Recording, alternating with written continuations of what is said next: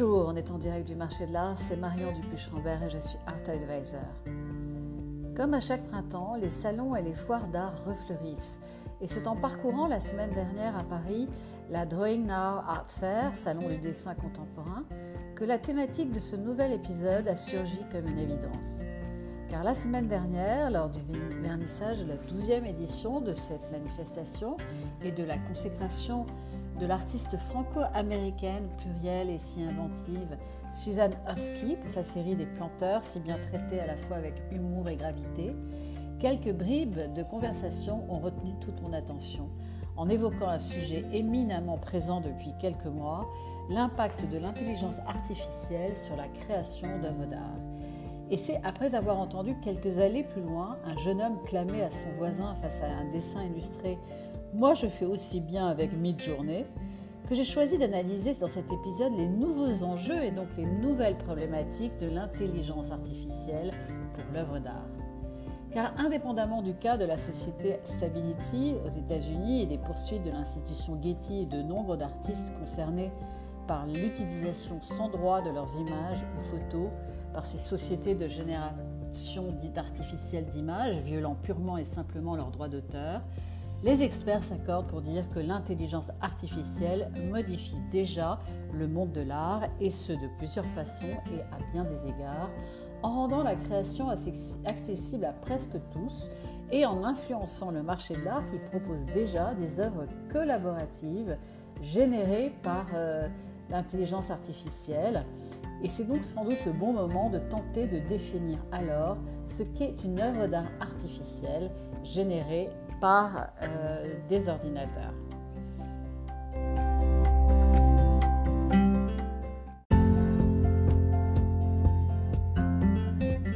En septembre dernier, un prix artistique lors de la Colorado State Fair aux États-Unis a été décerné à une œuvre qui avait été créée par un système d'intelligence artificielle qui s'appelle Midjourney, c'est l'un des plus connus. Et si son auteur Jason Allen a remporté aux États-Unis ce concours d'art avec une œuvre créée par une intelligence artificielle, donc ce que je qualifie comme une œuvre d'art artificielle, et bien qu'il ait passé des heures à peaufiner ses requêtes et générer des centaines de variations d'images possibles, ses détracteurs n'ont cessé de crier à l'imposteur, et ce, même malgré ses déclarations qui disaient tout simplement « Oui, j'ai gagné, je n'ai enfreint aucune règle ». Ce qui est vrai, les règles n'étaient pas posées à ce moment-là.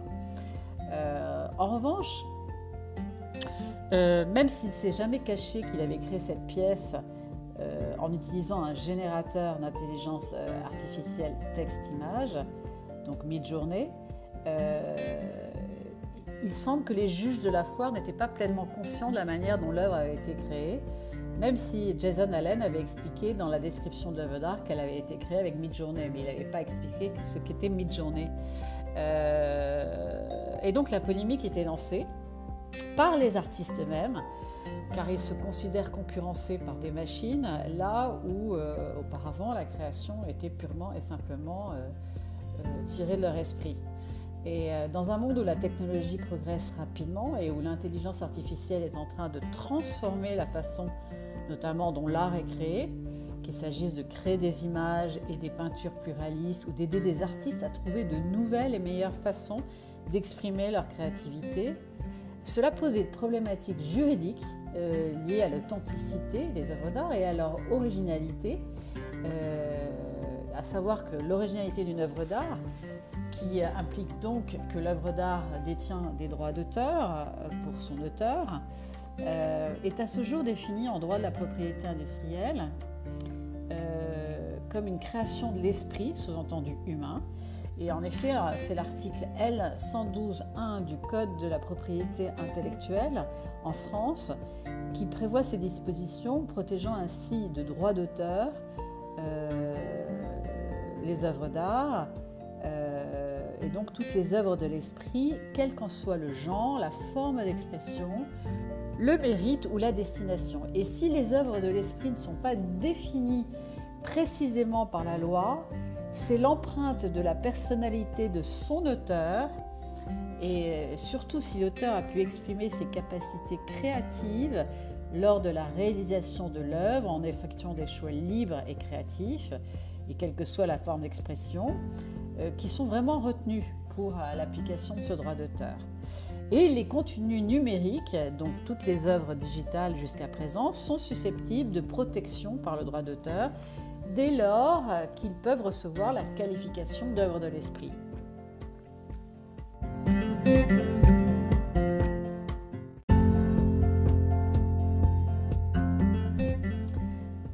Alors comment on en est arrivé là, notamment dans le monde de l'art? L'intelligence artificielle s'exprime dans différents domaines et depuis quelques mois prend une place importante dans le monde de l'art en s'attaquant à la création artistique qui était l'apanage jusqu'à ce jour des êtres humains et pour lesquels des algorithmes ont désormais la capacité de créer également ce qui représente un changement fondamental dans la façon dont on va percevoir l'art à terme.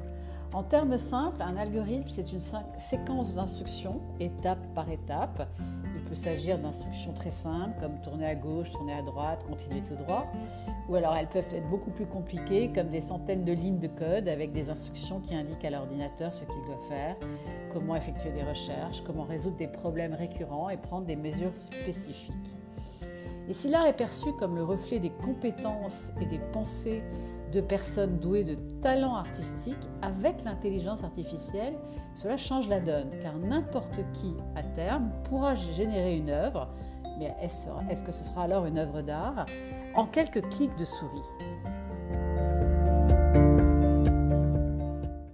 Et c'est là que réside toute la problématique, car la capacité de l'intelligence artificielle à générer des œuvres a aussi des répercussions sur le marché de l'art, parce que l'art généré par l'intelligence artificielle est déjà commercialisé à côté des peintures ou des dessins physiques dans des expositions plus ou moins virtuelles et sur le marché de l'art dit cryptographique. Et par ailleurs, l'art de l'intelligence artificielle évolue rapidement et les différences entre l'art réalisé, créé par l'être humain et l'art généré par la machine sont de plus en plus ténues. Se posent alors les questions éthiques et juridiques sur la qualification d'une œuvre d'art. Est-ce qu'il est approprié de prétendre qu'on est créateur d'une œuvre d'art lorsque l'intelligence artificielle a collaboré pour plus de la moitié ou même une petite partie lors de sa production? Est-ce que l'art qui est créé uniquement par l'être humain est plus pur ou plus significatif que l'art qui va être généré par une machine? Et surtout, la valorisation de ces œuvres d'art.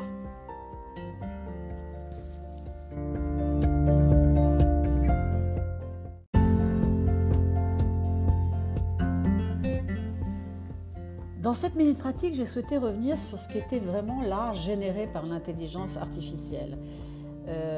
C'est tout ce qui a été créé par l'intelligence artificielle plutôt que par l'homme. Cela peut être une image, une photo, une vidéo, un son ou un modèle en 3D. Donc ça vraiment participe à la création artistique au même titre que la création humaine, dans ces médiums en tout cas. L'intelligence artificielle fonctionne en donnant une invitation, enfin un ordre qu'on appelle une invite au générateur d'images, soit en utilisant du texte pour expliquer ce qu'on veut créer. Alors on va observer le générateur qui va créer une œuvre unique en quelques secondes après avoir analysé le texte. Et par ailleurs, l'intelligence artificielle, elle utilise l'apprentissage automatique et des algorithmes complexes pour déterminer ce que l'utilisateur veut qu'il se passe. Et plus l'utilisateur est précis dans ses invites, plus les résultats sont parfois étonnants et sont précis. Alors comment l'intelligence artificielle va impacter le monde de l'art aujourd'hui? De plusieurs manières. D'abord, avec l'intelligence artificielle, à terme, tout le monde va pouvoir créer de l'art. Car les générateurs d'images du type texte-image, comme Midjourney, permettent à quiconque, à partir de la saisie d'un texte, de générer une image unique qui sera en fonction du texte qui sera donné à la machine plus ou moins précise. Car l'algorithme va générer une image sur la base du texte fourni, et dans ce scénario, le créateur n'a pas besoin d'être un artiste ou un peintre, et il faut que quelques secondes à l'application d'intelligence artificielle générative pour créer une image originale et unique. Et à ce moment-là, on peut dire qu'une œuvre est désormais disponible à la demande à tout moment et en tout lieu. Est-ce une œuvre d'art ? D'autre part, l'art de l'intelligence artificielle peut toujours s'améliorer, puisque l'art génératif est un art généré par un logiciel sur la base d'un mot-clé ou d'un ensemble de mots-clés qui est fourni par un être humain. Et tout comme un artiste humain améliore ses compétences pour atteindre la perfection du geste ou de la forme sur une longue période, le concept d'art génératif est basé sur la formation d'algorithmes d'apprentissage automatique qui utilisent des millions de données d'images au fil du temps à l'aide d'une technologie appelée General Adversarial Network, ou GAN. Et ces outils peuvent générer des œuvres d'art qui n'ont jamais été créées auparavant. Et c'est là qu'en termes d'originalité va se poser la question à terme de droit d'auteur, sachant que l'originalité normalement est une œuvre de l'esprit entre parenthèses humain. Donc aujourd'hui, des débats entre la différence entre l'art généré par l'homme et l'art généré par l'intelligence artificielle sont lancés. Aujourd'hui, lorsqu'on compare certaines œuvres créées par des artistes humains, il est clair que la frontière entre les deux sources d'art s'estompe de plus en plus, même si l'art généré par l'intelligence artificielle, et tant mieux, peut manquer encore d'expression et surtout d'émotion.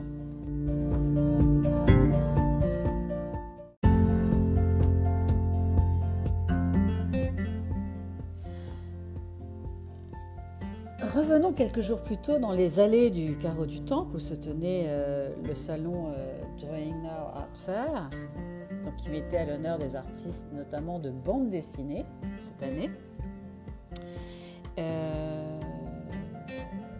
Et là où plusieurs visiteurs, des jeunes et des moins jeunes, ont lancé le débat sur la création assistée d'œuvres d'art. La polémique de cette création assistée arrive à un moment où depuis une quarantaine d'années, le dessin s'affirme davantage sur le marché de l'art avec des manifestations qui lui sont dédiées, notamment à Paris, avec le très beau salon du dessin ou la foire des dessins aussi, qui s'évertue à montrer toute la richesse et la variété de ces œuvres sur papier, les gouaches, les lavis, les sanguines, les aquarelles, les pastels, qui ont tous gagné leur lettre de noblesse auprès des collectionneurs d'art. Alors, autrefois, le dessin était plutôt relégué au rôle d'étude préparatoire pour les artistes peintres, alors que maintenant les œuvres sur papier sont devenues des créations à part entière, et ce depuis le XVIIIe siècle, lorsque des artistes comme François Mouchet ont commencé à signer leurs dessins et surtout à les vendre. Le dessin n'est plus alors réduit à un simple exercice académique voué à rester dans des cartons, il s'exhibe et surtout se vend. Alors, qu'est-ce qui est vraiment en jeu ? Des experts sur les collaborations créatives entre les humains et l'intelligence artificielle ont annoncé une révolution fondamentale depuis juin 2020 avec de profondes implications sociales, artistiques, économiques et technologiques lorsqu'une entreprise qui s'appelle OpenAI a réalisé une grande percée dans le domaine de l'intelligence artificielle en créant GPT-3 et son fameux robot conversationnel ChatGPT dont on entend parler pratiquement tous les jours sur tous les médias. En 2021, GPT-3 a développé un outil qui utilise du texte pour générer des images et qui s'appelle le système DALL-E, DALL-E signifiant Deep Artificial Language Learning Engine. Et ça permet de générer des images très détaillées à partir de textes libres qui sont soumis à la machine. Et ces images sont bien sûr uniques. Alors, est-ce qu'on assiste à la fin de la créativité humaine ? Je ne pense pas, parce que finalement, ce qui est créé à partir de la créativité humaine. Mais on assiste au fait qu'on peut générer n'importe quel type de contenu visuel, image ou vidéo ou photo, en quelques lignes de texte et en cliquant sur un bouton. Et ça pose un problème juridique et économique. Même si certains pensent qu'à court terme, cela pourrait signifier que la créativité humaine rentre en compétition avec l'intelligence artificielle, on peut quand même retenir que l'histoire démontre que la créativité humaine a toujours trouvé un moyen pour garder sa place comme il se doit, et notamment avec le synthétiseur électronique qui n'a jamais tué la musique ou la photographie qui n'a jamais tué la peinture. Au contraire, cela a catalysé de nouvelles formes d'art.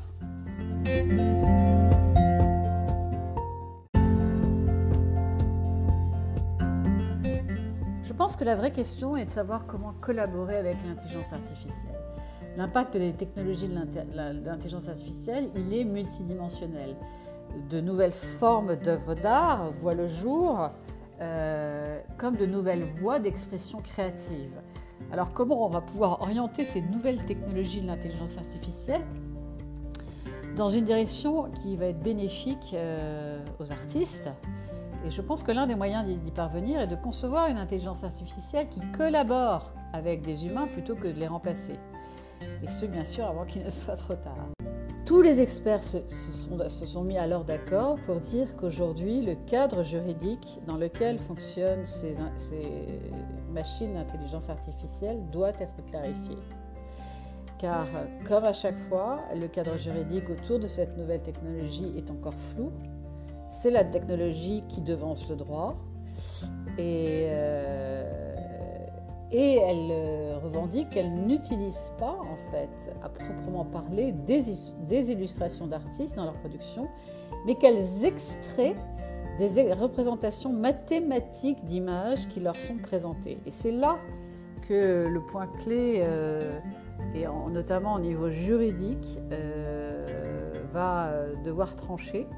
Car en extrayant des représentations mathématiques d'images, est-ce qu'on n'extrait pas des créations d'esprit quand même?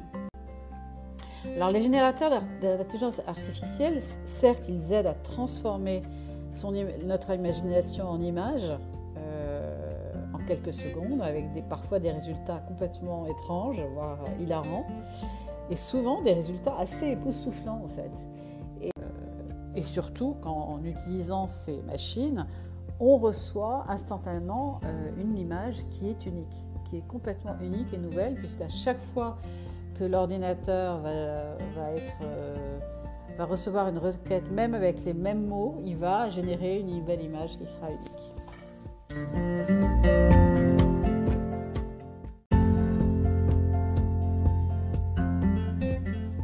Alors le monde de l'art, et en particulier des artistes et des professionnels, s'organise pour essayer de répondre à certaines questions éthiques et juridiques et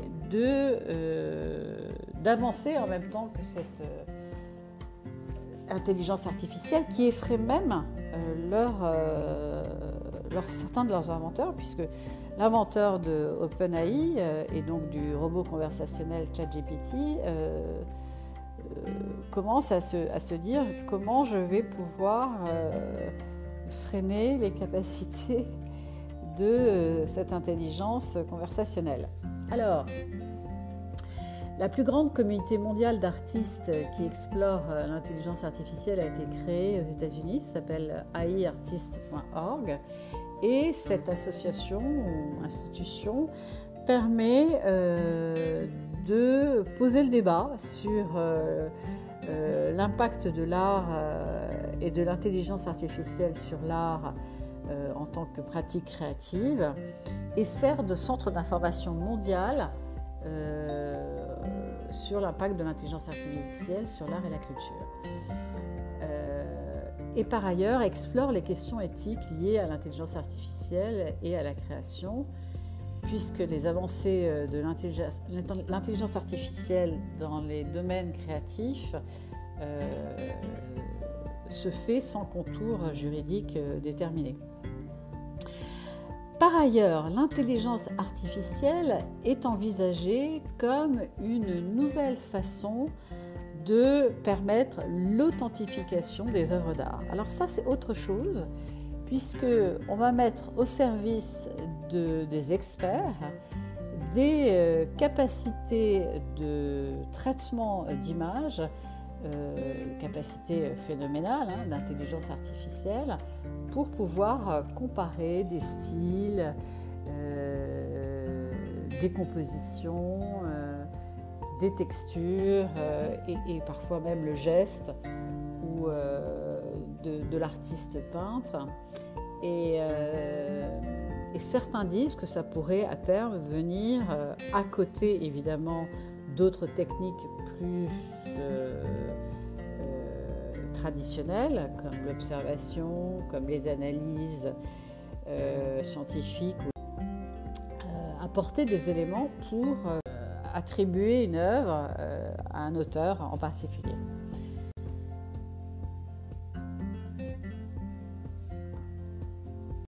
Alors, il y a beaucoup de start-up et de projets de recherche qui travaillent sur ce sujet-là, qui est beaucoup plus, je dirais, éthique, et qui explore des applications possibles de l'intelligence artificielle dans l'authentification des œuvres d'art.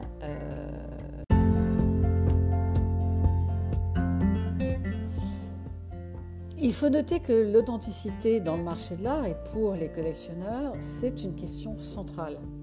Et donc, toutes les applications qui pourraient venir aider les experts, quels qu'ils soient aujourd'hui, pour déterminer si une œuvre est authentique ou pas, seront les bienvenues.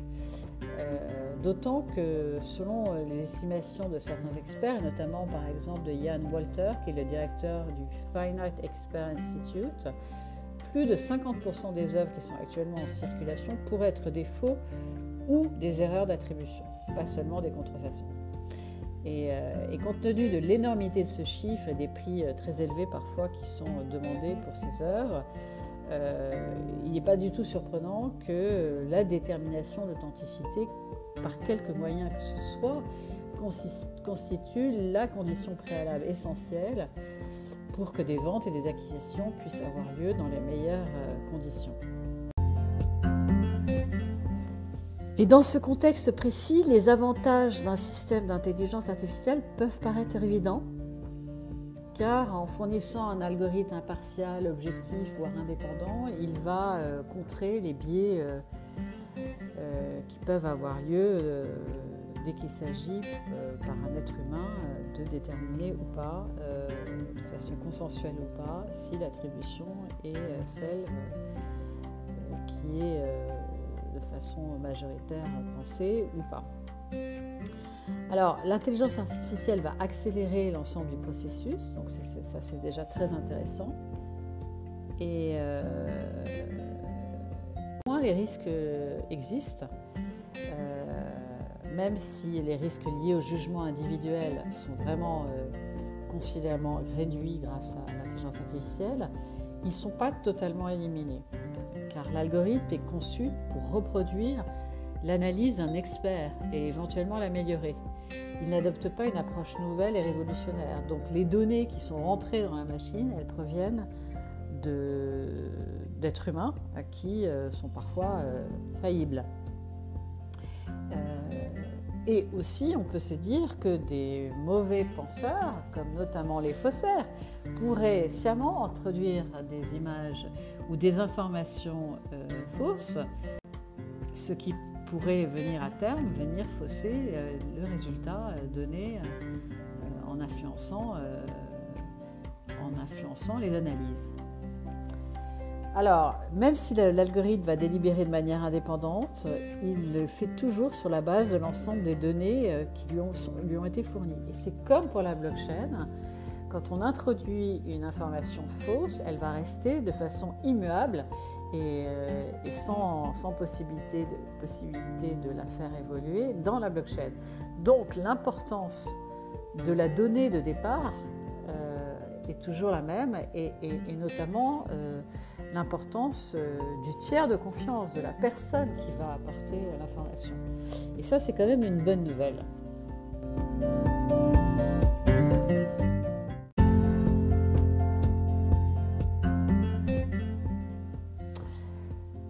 À l'heure où on découvre que Léonard de Vinci n'est pas seulement italien et qu'il a des origines beaucoup plus d'Europe du Nord, je me pose la question de savoir si ce grand artiste avant-gardiste de tous les temps aurait imaginé un jour qu'une œuvre d'art pourrait être créée par une machine. Parce que Léonard de Vinci a travaillé sur de nombreuses idées et d'expérimentations. Et il voulait toujours essayer de dépasser ce que pouvait faire à ce jour, à son époque, ou concevoir l'esprit humain. Et donc je pense que l'intelligence artificielle lui aurait beaucoup plu, à condition d'en maîtriser, je pense, les résultats.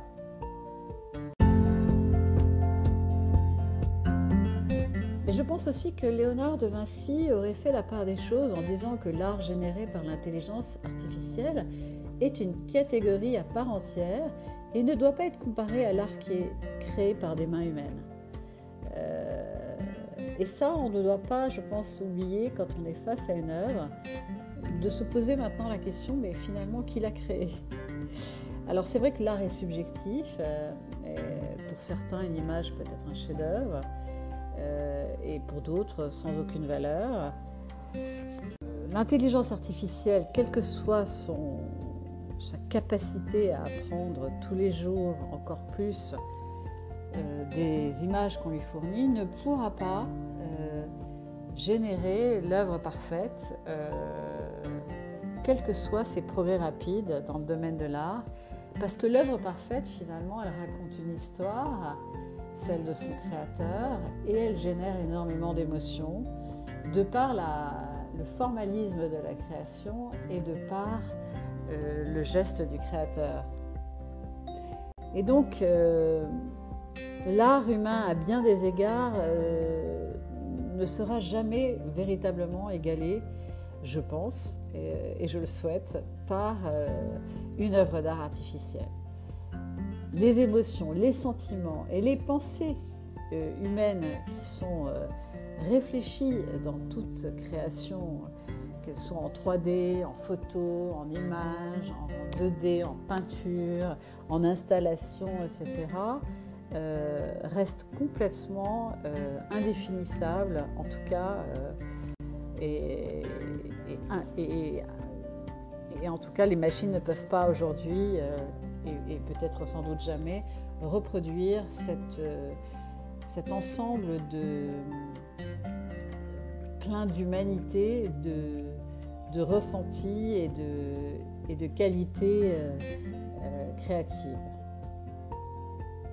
En revanche, et je pense qu'on ira vers ce point-là, on va de plus en plus collaborer avec la machine pour produire des œuvres d'art de plus en plus complexes, voire de très grande qualité, avec des formes peut-être et sans doute nouvelles. Et c'est là où il faut rester ouvert, sans avoir peur de cette technologie, pour accueillir toute forme d'art innovante et permettre à des êtres humains, justement, de produire de nouvelles formes d'art, y compris des œuvres d'art artificielles. Je conclurai en disant que hier, lors du vernissage de la 25e édition de la foire Art Paris, au Grand Palais éphémère, au pied de la Tour Eiffel, avec ses incontournables rencontres chaleureuses, ces visiteurs dans les allées qui sont en pleine conversation et heureux de se retrouver, les échanges de regards, les visages qui se détournent pour éviter d'engager la conversation, les galeristes accueillants qui se laissent photographier auprès de leurs artistes qui sont heureux, et plein de nouveautés en découvrant d'anciens étudiants heureux et très habiles dans leurs nouveaux habits d'apprentis galeristes, et surtout des créations nouvelles et envoûtantes pour certaines. L'émerveillement est toujours là face à la créativité humaine, et face à des œuvres engagées, et c'était l'une des thématiques qui a été retenue pour la 25e édition et ce joyeux anniversaire d'Art Paris, l'art et l'engagement, et l'autre thématique était sur le thème de l'exil. Alors je dirais en conclusion donc que les artistes traditionnels, les êtres humains je dirais, qui utilisent des crayons, des peintures, des toiles, du textile, tous les supports, du collage, des vidéos, des photos, du bois, sont toujours en train de perfectionner leur pratique artistique et ce pendant de très nombreuses années, en apprenant de nouvelles techniques, de nouveaux procédés liés à la couleur, à la fixation des matériaux sur le support, etc., la texture, au renvoi de la lumière. Alors il est clair qu'il existe un marché pour les œuvres d'art artificielles aujourd'hui qui se créent, mais le marché de l'œuvre d'art humaine restera toujours prépondérant, et après c'est à chacun de nous et aux amateurs d'art et aux collectionneurs de décider ce pourquoi ils veulent telle ou telle œuvre d'art. Parce que l'art, c'est dans le geste, et aussi l'œuvre d'art, elle est dans toute sa composante esthétique, dans l'œil de celui qui va la regarder, qu'elle soit artificielle ou qu'elle ne soit pas artificielle. Alors l'art avec l'intelligence artificielle va rester, il n'y a pas de raison que maintenant que ces créations existent, elles disparaissent. Prendra-t-il le dessus? Seul l'avenir le dira. Je ne le pense pas. Je pense qu'il y aura de la place pour tout le monde. Alors après, c'est aux êtres humains de se montrer plus habiles que la machine, peut-être en réduisant son apprentissage, ou peut-être en canalisant sa façon de générer de nouvelles images, et surtout en organisant un contenu juridique et réglementaire dans lequel tout le monde et tous les droits des créateurs, quels qu'ils soient, seront respectés. Voilà, c'était en direct du marché de l'art, épisode 3 de la saison 4. C'est quoi une œuvre d'art artificielle? Restez à l'écoute pour un prochain épisode, ou comme nos amis anglo-saxons aiment à le dire, stay tuned.